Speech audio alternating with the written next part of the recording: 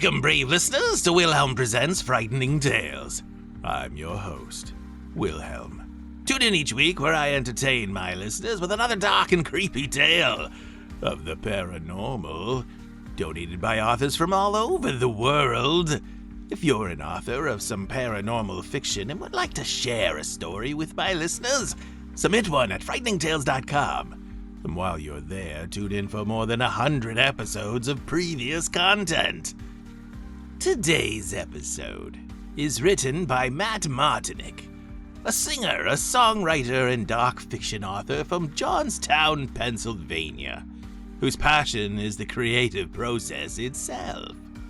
Whether it's through song or the written word, Matt's works always find their audience. His writing credits include stories for Chilling Tales for Dark Nights, Hellhound Books, Savage Realms Games Books, and Coffin Bell Journal, amongst many others. Be on the lookout for his recent projects, Fright, oh I love the name, stories of murder, monsters, and mayhem, and The Oddest Couple, the collected edition. If you really want something to keep you up at night, that is. Check out Matt's new collection, Fright, found on Amazon or bondsandnoble.com. And now, his story called The Howl and the Wail.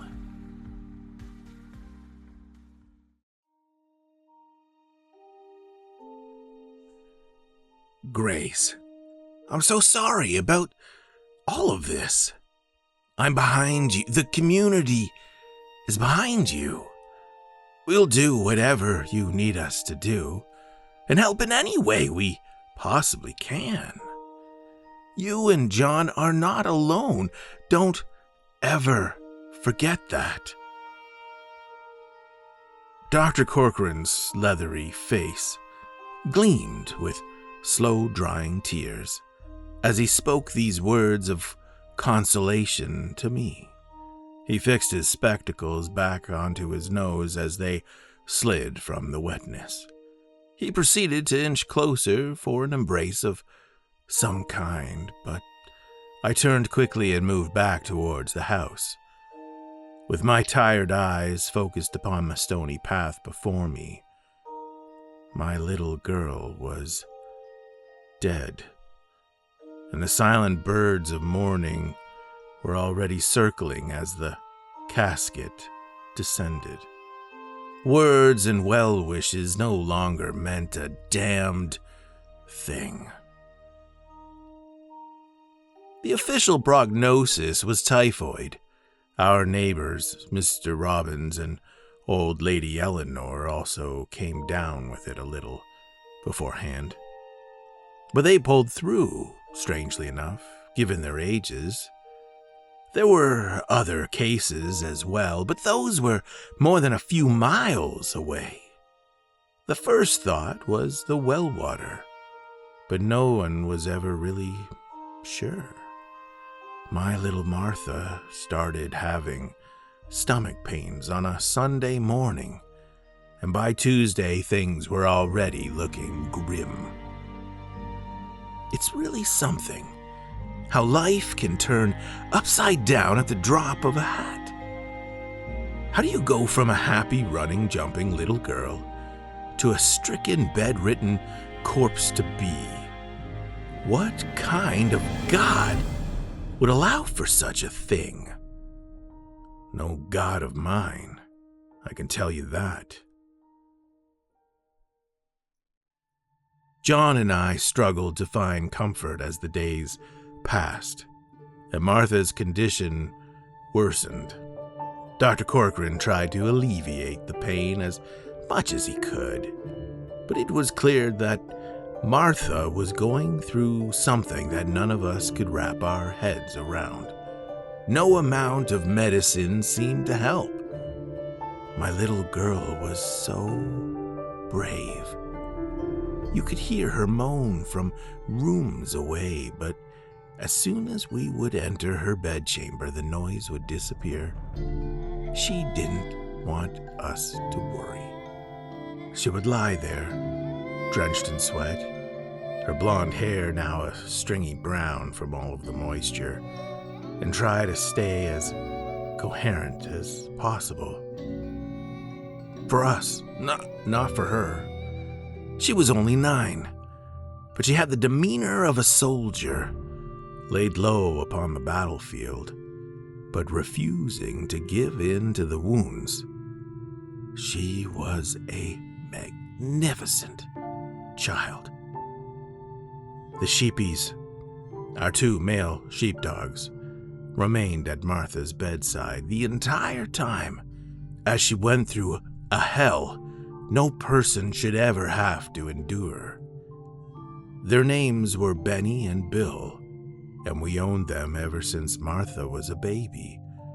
Black and white, beautiful creatures they were, and as furry as you could imagine. They were gifted to us by John's father, and right away they became the protectors of the child. It was truly a sight as Martha learned to walk by grabbing onto their haunches, balancing herself as she went. A household full of barking and laughter was the only one we enjoyed best, and it's a shame it couldn't last. After Martha was pronounced deceased, and I, as well as my husband, fell to the floor in disbelief and anger, Dr. Corcoran and his assistant attempted to remove the body from the premises. As soon as they laid a finger upon the child, Benny bit into the doctor's hand with such force that it drew blood onto the floorboards. The dogs would not let her go, and neither would we. It's difficult to describe the terrifying haze of preparing for your child's funeral. I kept thinking about our last words together. Mama, am I going to die? Am I? I could barely process the question. Oh, honey, you will be just fine. You are prettier than the angels. They would be jealous. Have you ever heard of jealous angels? I guess sheer beauty amongst the angels wasn't an issue, as my child was scooped up by their wings nonetheless. John took the time to carve out a wooden cross for the interment until he could get a proper stone to use for her marker. The inscription was the worst thing I had ever read. Martha Winthrop, loving daughter, 1884 to 1893. A beginning and an end of a story that was criminally unfinished. I insisted on preparing her hair and favorite white dress, as she liked them done in a very certain way. I suppose in some fashion it was my final goodbye. I made myself believe that she was only sleeping, because that was the only way that I could go through with it at all. For a moment I actually thought that I had seen her eye twitch, but I knew it was just wishful thinking, as if she would just jump up into my arms like she was playing a child's joke. I finished with the flowers in her hair, kissed her goodnight, and handed her off to the very heavens themselves. What do you do after your life is shattered? I sat at the kitchen table and stared off into better times. As I tried to block out the sheepies' whines and cries, John stood outside, smoked his pipe, and looked into the sky in a stupor, as if somehow he would find an answer to all of this pain. To make it even worse, John was due to return to work in less than 2 days, to toil away with the railroad. He insisted on staying, as any husband would, but I knew it would be good for him to go and busy himself as the emotions took their time to blossom. And of course, we simply needed the money. Reluctantly, amongst the shedding of my many tears, John walked away to deal with his own demons as I dealt with mine. It was just me and the sheepies, and a whole lot of pain. The moments alone in the house were ones of blackness and unrest. The events of the previous 2 weeks played out over and over again in my mind. The sickness, the fever, the hurt, all upon my daughter's face as she fought against the fates. I did not eat. I did not sleep. I sat there at the same kitchen table in the same dirty nightgown with my head in my hands. I struggled to put all these pieces together in order to make them real, in order to make them exist. It did not seem true at all, but instead some ridiculous nightmare that I knew I would wake up from someday. It would just take time and patience. After all, nothing this bad could possibly befall a family who did exactly as God intended. We worked, we loved, and we prayed. What more could there possibly be? What did we do wrong? As I drowned in my sorrows and forsook the events that brought them, I eventually realized that I had not seen or heard from the sheepies since the very moment that John had left for work. I gently got up from the table and proceeded from room to room, looking for Benny and Bill. I'd been sitting for so long that I did not feel my legs underneath me. It felt like I was floating above the floor that no longer seemed necessary. Each room produced nothing, but as I approached Martha's bedroom, I completely expected to find the dogs there, cuddled up where my sweet daughter used to sleep. But again, no sign of Benny or Bill. Eventually, I moved to the front door and I cracked it open to meet the chill air of a Minnesota October. I called for the hounds, but they did not answer. My eyes fell beyond, past the stony path, back to the tree line where Martha was. Maybe, just maybe. I slowly made my way up the path, with my heart beating a bit faster for every footstep I laid behind me. I never liked going up there. Too many forgotten memories, and I was not one to dwell in the past. After all, the past can kill you if you let it. But now the family plot held even more meaning than ever, and contained the very vestiges of my happiness. Martha herself, I trudged up the slight grade into the tree line, paused for a moment, held my breath, and stepped directly into view of Martha's grave.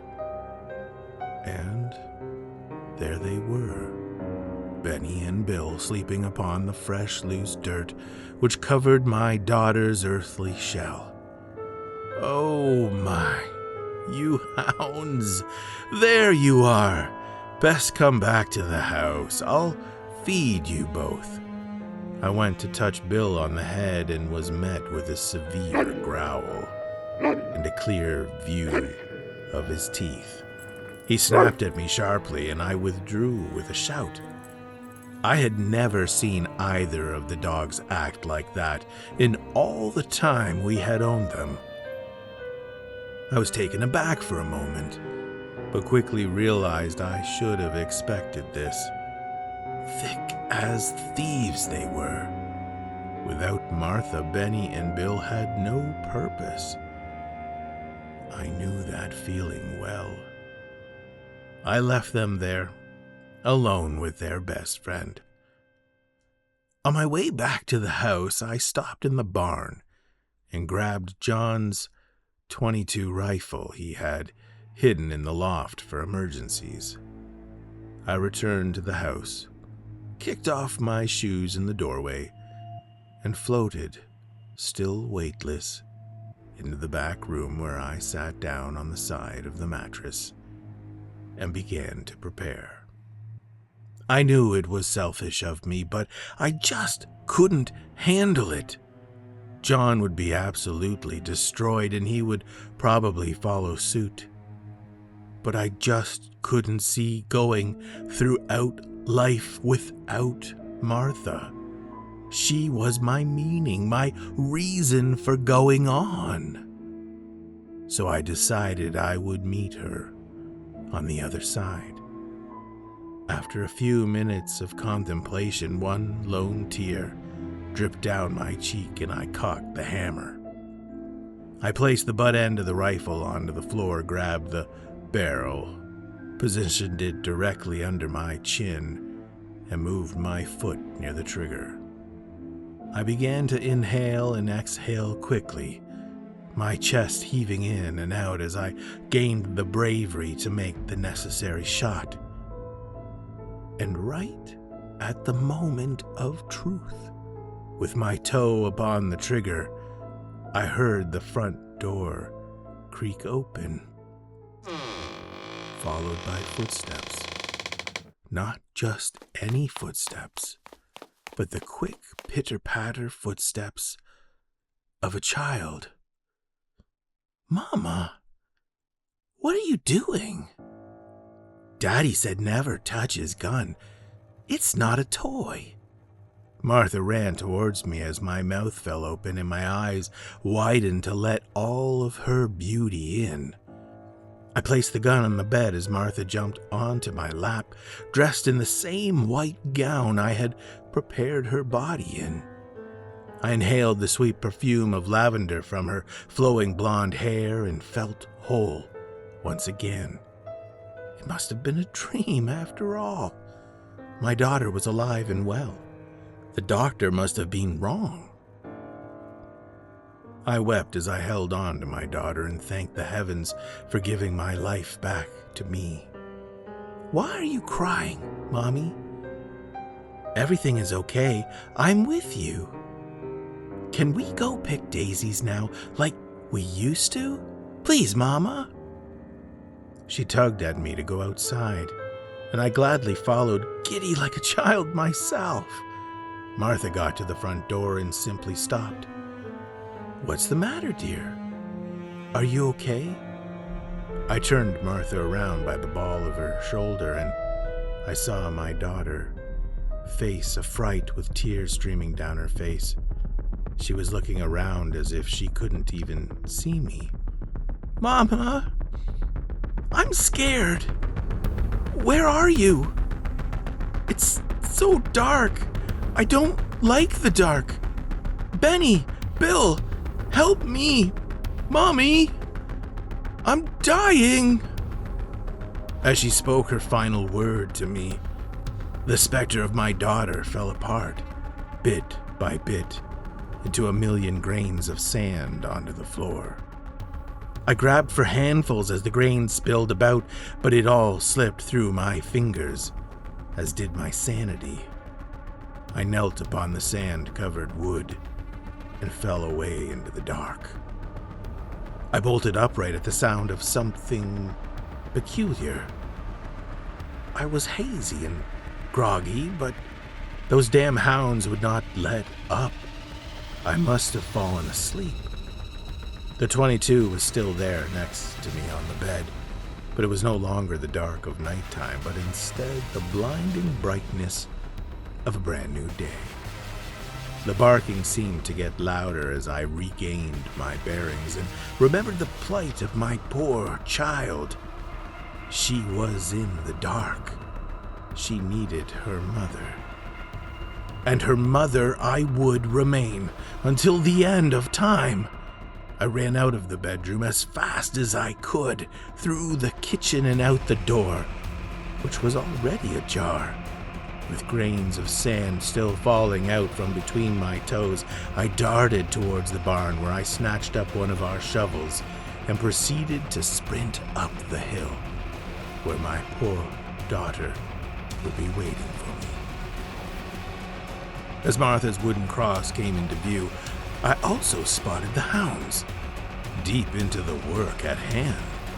They were already about a foot or so into the loose dirt, using their paws and teeth to remove as much as they could, attempting to rescue their little friend. The dirt flew about like a black rain, and with shovel in hand and nothing to lose, I happily joined the storm. We dug and dug for what might have been hours, but strangely, with a situation like that, the passage of time was relegated to nothing but a meaningless construct, destroyed by a grieving family's will. The sheepy's paws and mouths were bleeding badly at this point, but they did not slow, not even for a moment. My right heel was a wet crimson, with bone shattered as I pounded my naked foot into the step of the shovel. The blood burned my eyes, and my muscles were tearing from the bone. But I noticed that my cries had turned into an uncontrollable laughter.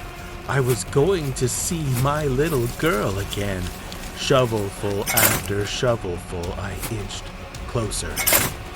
Finally, a few feet down, the tip of my shovel stopped upon the dull knock of the wooden coffin that encased my beautiful princess. I slowed down at this point, realizing that I had to get the dogs out of the hole we had created in order to remove the lid. With all of the strength I had, I hoisted Benny and Bill up out ground. They snarled and bit at me and attempted to jump right back into the grave, but I swung at them with the shovel to keep them at bay. I dropped to my knees as I carefully removed the soil around the edges of the casket, some by shovel and some by hand, until I had enough room to work. I pried at the nailed lid at each corner, bending the metal, cracking the wood of the shovel handle.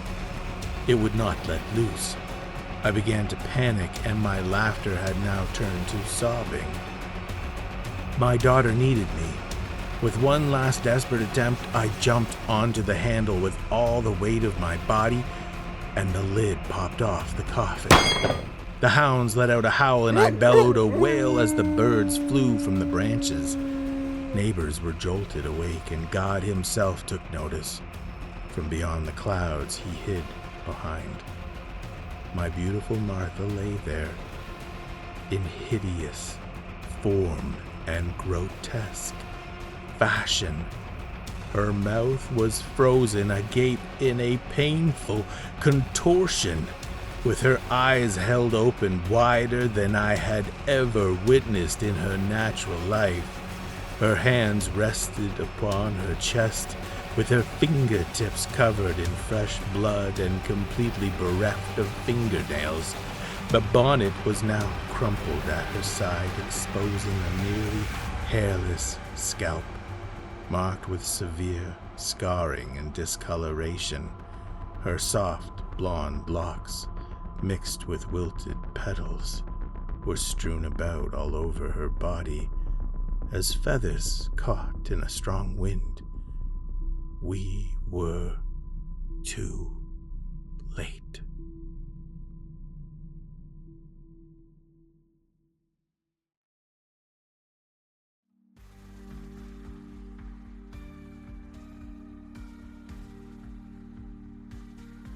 Thank you, brave listeners, for joining me today.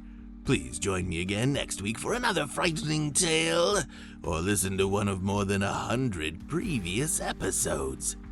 If you enjoyed your time here, please support my work. If you've been watching on YouTube, like the episode and subscribe to the channel. If you've been tuned in on Apple Podcast, please rate the channel as you see fit. And if you've been listening to the program on Spotify, I'd love to hear your comments. Most of all, share frightening tales with those around you and support today's authors however you can. Until next time, when I share with you another frightening tale, listen if you're brave enough.